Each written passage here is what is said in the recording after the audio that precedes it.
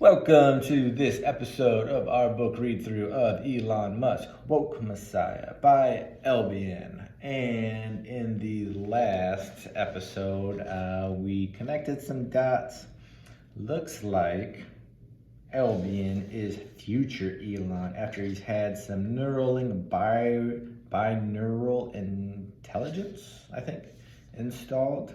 And so he's writing a lot of these blurbs from the future. And poems, and he's the reincarnated Bertrand Russell. A lot going on, but it's all kind of connecting in a weird, chaotic way. We left off on this page a quote from Bertrand Russell that reads, "When considering marriage, one should ask oneself this question: will I be able to talk with this person into old age? Everything else is transitory. The most time is spent in conversation." That is definitely worth considering, and probably not a question most people ask themselves before getting married, or certainly not before dating. Oh, Bertrand. Below that is an Albion blurb from 2049 that reads, "Extremes are unhealthy and ignorant, short-sighted and closed off. Yet perfect truth itself is an extreme, is it not? An extreme on the spectrum of knowledge, the very edge, opposite of ignorance, opposite of change, opposite of our illusions.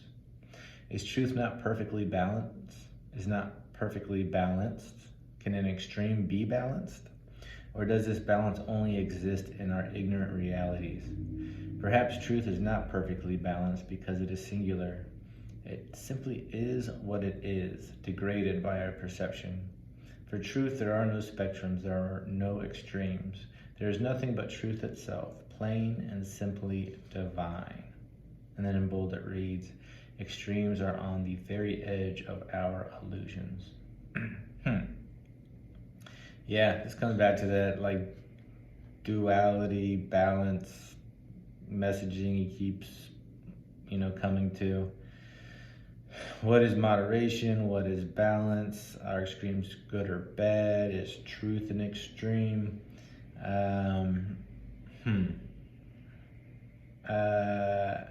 Yeah, it just kind of leaves you scratching your head and kind of in the same spot you started. Just life is a little confusing. Below that is a heading that reads "Woke Definition." And it reads, "A rational awareness that society views irrationally." Okay, so connecting more dots, we got the Messiah definition before, which was what, like a leader of, I don't know what it said, a movement or something like that. And woke, a rational awareness that society views irrationally. So, is Elon rational? Definitely seems so. Is he look at things differently than the rest of society? Does society look at things irrationally? I think in certain respects for sure. So, woke Messiah, is he a leader in rational awareness? I don't know. I think in a lot of ways, yes. Interesting. So is he leading this, not revolution, but this charge towards looking at things rationally? And engineering things for our future along the way? I can see that. Okay, that sheds a little light on that subtitle. Next page starts with a poem entitled "Mind Reader."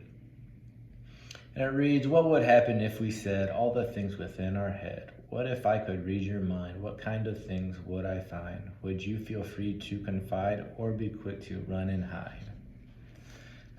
Yeah, that kind of goes with that Bertrand Russell quote and kind of that idea if Neuralink makes our thoughts more well known. Interesting. Then we have an Albion blurb from 2043 that reads, "One must feel angst and pain. You can either experience by evolving or by fighting evolution. This applies to all relationships, with yourself, with others, with your environment. So many times relationships end because they stop evolving. You cannot end the relationship with yourself. You cannot end the relationship with your environment. Evolve by being more honest. Otherwise, the relationship is surely doomed. And in bold it reads, evolving relationships evolve by being more honest.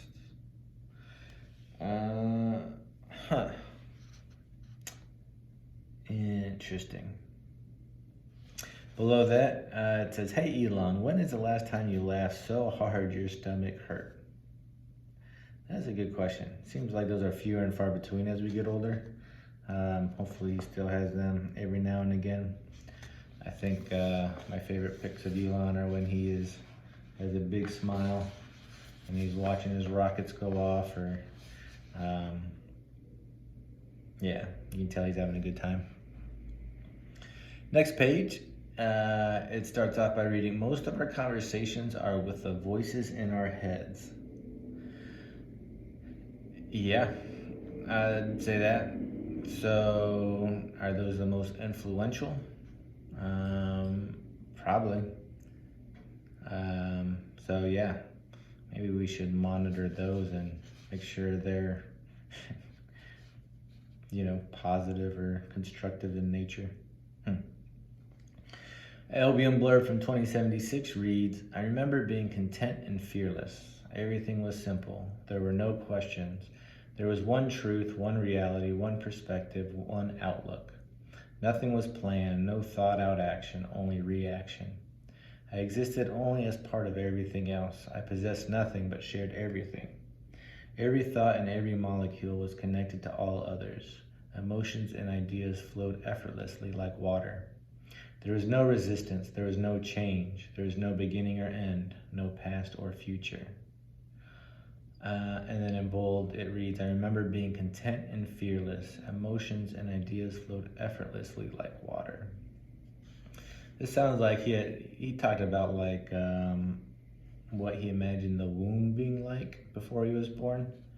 Sounds like a extension of that thought, just kind of being part of everything before your worldview is shattered and you're trying to put it back together, I guess. Next we have a Bertrand Russell quote that reads, not to be absolutely certain is, I think, one of the essential things in rationality. Yeah. So that theme has come up a number of times, just knowing you don't know everything and moving, not allowing it to paralyze you. The fact that you know you're ignorant, but also keeping that in mind so you're not opposed to new information maybe. Next page starts with a Elon Musk quote, and it reads, people should pursue what they're passionate about. That will make them happier than pretty much anything else. Yeah, that kind of goes along with that quote where he mentioned something to the effect of, if you need to be motivated, don't do it. Or if you need motivation, don't do it. If you can find what you're passionate about. I think a lot of people have a difficult time finding what they're passionate about, but it sounds like that's probably key. Then we have, hey Elon, what are your thoughts on memory? And then in parentheses it says, I don't remember. Well, seems like he's expressed a lot on what he thinks about memory and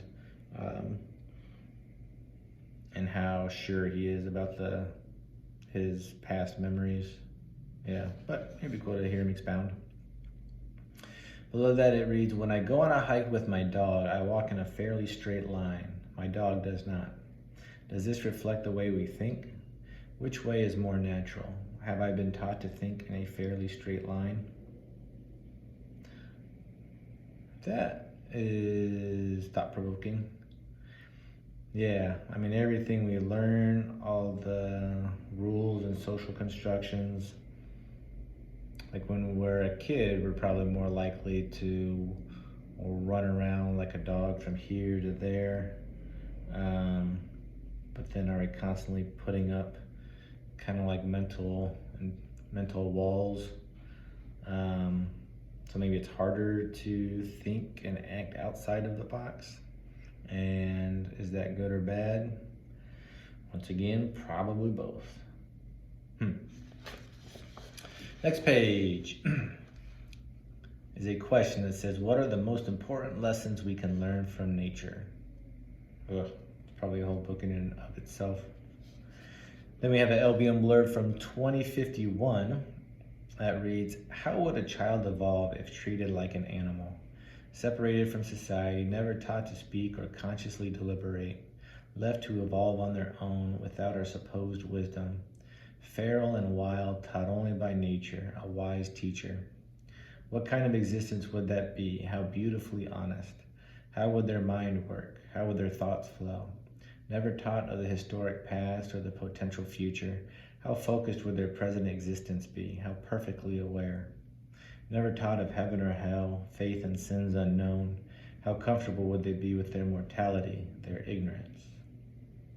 And then in bold, those 3 lines in the middle say, feral and wild, taught only by nature, a wise teacher. What kind of existence would that be? How beautifully honest. How would their mind work? How would their thoughts flow? That kind of goes back to that where he talks about walking his dog, but also talking about just being separated from society, maybe to help us realize how much of an impact society has and how different we'd be without them maybe, and what would be good and difficult about that. And on the bottom of that page, it says appreciate. So another one of those positive affirmation, appreciate. That is probably good to, I appreciate these positive affirmations. All right, that's good for this episode. Join us for the next one. And until then, have a great day.